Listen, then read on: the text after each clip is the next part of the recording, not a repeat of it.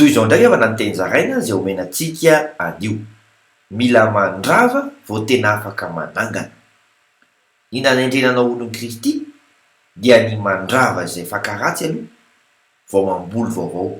ahako ny voasoratra ao amin'ny Jeremia toko voalohany teny fafolo amin'ny anaran'i Jesosy hoe arindro aho manendry anao zao andro anio izao anam-pahefana amin'ny firenena sy ny fanjakana anokotra sy anjera sy andrava sy androdana ary anorona sy amboly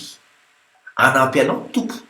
ahako ny voasoratra ao amin'ny asana apôstôly toko 10:11 amin'ny anaran'i Jesosy hoe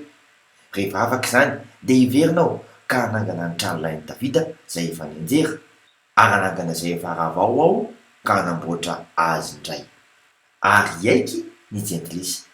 ahako ny voasoratra ao amin'ny asana apôstôly toko 10:27 amin'ny anaran'i Jesosy hoe